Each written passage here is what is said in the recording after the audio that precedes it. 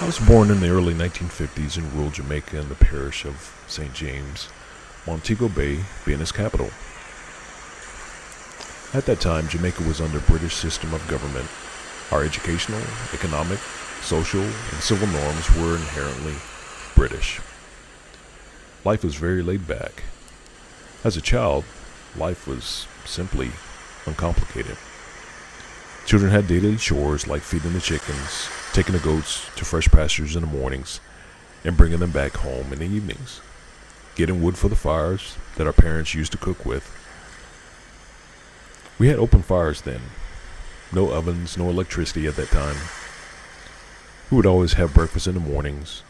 The rest of the days we spent outdoors playing games like marbles, jump ropes, hopscotch, Chevy chase, tree climbing, and bird shooting. We would hop from fruit tree to fruit tree, sampling the fruits to select the best mango, orange, apples, grapefruit, and plums to eat. We would go back into the house between 4 and 5 p.m. This was dinner time and the last scheduled meal of the day. Going to school meant walking 4 or 5 miles each way, but it was fun. We played all the way, racing against one another, teasing each other, jumping over the fence, testing the sugar cane when it was crop time. Cane is harvested to be sent to sugar cane mills, by the way. Sometimes fights will break out, but it was all fisticuffs, nothing serious. No knives, no guns. Best man wins. At 21, I left my serene country to attend a 4-year boarding college. This was a culture shock for me, as you can imagine. It took me some time to adjust. Never have I seen so many young people in one place and from so many different countries. It was a challenging but enlightening experience, as I was exposed to an international cultural atmosphere. When I arrived in the USA, what awed me most was its engineering feats.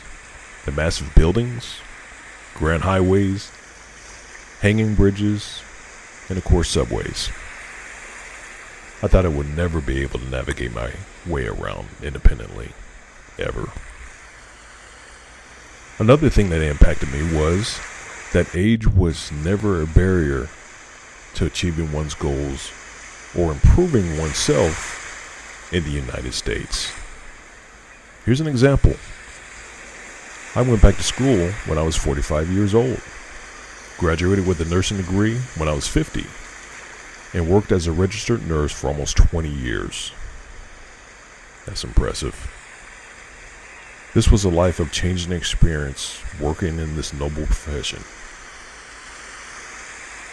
So today, I have 2 children, both born in the USA, and they are now adults climbing their own professional ladders. They're proud of their Jamaican American heritage. So looking at both sides of the spectrum, I enjoyed my earlier years growing up in Jamaica and would not exchange it for anything. Likewise, I'm enjoying my later years in the United States and will not exchange it for anything as well. I love both countries.